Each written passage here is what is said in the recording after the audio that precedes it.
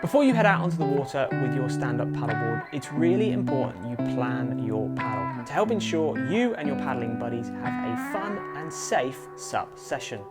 Make sure you consider the following: the wind and the weather, your location, the tide or the river conditions, appropriate clothing, your personal flotation, communication and emergency, your equipment, and the correct leash. In this video, I'm going to be talking about tides, giving you a basic understanding of tides and how to find out about them, explaining what effects the tides might have on your paddling, and what you can do to help stay safe when paddling in tidal areas. There's a lot to consider with regarding tides, more than whether it's just in or out. Having some tidal knowledge will help you avoid paddling in strong flowing tides, which can be challenging and very dangerous.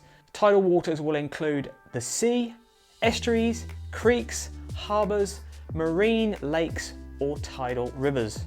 So to start off with, what are tides? The water on Earth is constantly moving due to the gravity of the moon and the sun. On large bodies of water, the sea, this results in tides. Every 6 hours or so, the water moves from a high to a low tide, therefore having 2 high tides and 2 low tides each day. For example, low tide could be at 6 AM and the tide is coming in through to high tide roughly at 12 PM. There are some exceptions to this in very localized areas, so it's always worth seeking local knowledge. Tides vary from day to day and are different between locations, not only in their times but also their heights. When the tides are big, i.e. high and low lows, resulting in lots of water movement, these are known as spring tides. When the tides are smaller, as in low highs and high lows, resulting in less water movement, these are known as neap tides. This tidal information can be found in annual tide papers, books, on the internet, local water sports shops, and there's also several apps available on tides as well. It's important you look at tidal information for as close to your paddle location as you can to ensure it's accurate. Check not only the high tide and the low tide times, but also the heights as well. There's lots you can learn about tides, but even just having a basic understanding can make all the difference to your paddling experience and help keep you safe when afloat. So how do tides affect your paddling? The tide, however big or small, will certainly have an impact on your paddling, not just determining whether the water is there when you go paddling and how far you have to walk across the beach to get to the water, but also moving tides mean moving water, and that moving water will make it easier or harder to paddle depending on which way it's flowing. In estuaries and creeks, as the tide comes in, the water will move up into the estuary or creek. As the tide goes out, the water flows back towards the sea. On the coast, the tide is visible where the water is moving up and down the beach. But tides don't just move in and out from the shore, they move along the coastline. And the direction and the speed the water moves varies greatly according to the location. Whether paddling in an estuary or along the coast, paddling into the flow of the tide can be challenging or even impossible to paddle against, leaving you in a very dangerous situation if you're unable to get back. Even if the water looks flat and very enticing, there can still be a strong flow when paddling on tidal waters. So it's vitally important you consider the state of the tide and the direction the water is flowing so you know how it will impact your paddling. Some locations you can only paddle at particular tide states, like tidal estuaries, which might be dry mud and sand when it's low tide, so definitely seek local knowledge and check your tide times for that. It's also worth bearing in mind the tide doesn't flow at the same speed through its cycle. It's slowest at the 1st and 2nd hour and the 5th and 6th hour, and it's fastest in the 3rd and 4th hour in the middle of the tide. If paddling in a strong tidal area, either avoid the times where the water is flowing the fastest, mid-tide, or plan to utilise the tide by paddling in the direction the water is moving. For example, up the estuary until high tide, and then turn around and paddle back down the estuary on the dropping tide. This will mean you never have to be paddling and battling against the tide. If you're having to paddle against the tide at any point, paddling as close to the estuary bank as possible will allow you to escape the main flow, and you can still make good progress even with a strong current.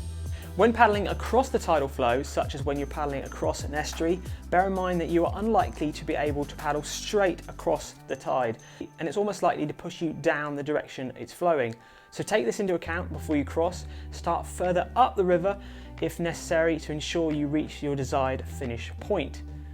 Make sure you consider the tide for the duration of your paddle to ensure there's not only enough water to launch and land, but also to safely paddle in the water flow. The size and the time of the tide and the speed of the moving water can have a huge effect on the paddling conditions. A location that's easy to paddle in the morning at high tide can be extremely challenging and unsafe to paddle just a few hours later at mid tide when the tide is flowing its fastest, especially on a spring tide. So what are the risks when paddling on tidal waters and how to stay safe? As well as the effects tidal waters have on your general paddling, there's also some more hidden risks you need to be aware of, such as the risk of the water flow pushing you or your board towards obstruction, such as a buoy or a boat fixed to the seabed, which can easily result in you becoming pinned against them or your leash becoming caught around them. So it's important you not only stay aware at all times of potential hazards around you when paddling on tidal waters, but also that you have the correct equipment to help stay safe.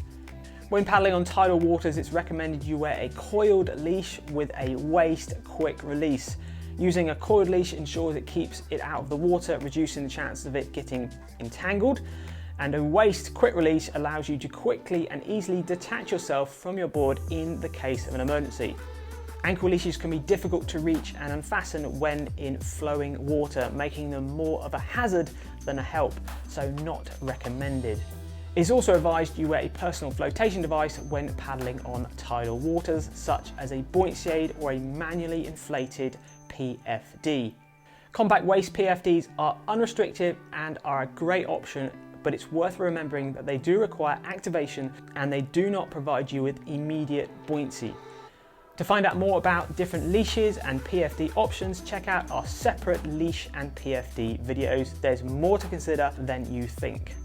Before paddling on any tidal waters, make sure you know what the tide is doing on the day at your chosen location and how it's likely to impact your paddle. Use your tide knowledge as well as the wind and weather knowledge to help plan your paddle. And make sure you wear a PFD and a quick release leash. Remember, just because a tidal location is okay and safe to paddle on one day, it doesn't necessarily mean it will be the next. Always reassess the paddling conditions by considering the tide on the day and the time you plan to paddle. I hope you found this video informative and useful. Hopefully this video has given you more to think about when you paddle in tides and how they might impact your paddling and making sure you stay as safe as possible when you're paddling in tidal waters. Please share this information with other stand-up paddleboarders to help keep everyone SUP safe out on the water.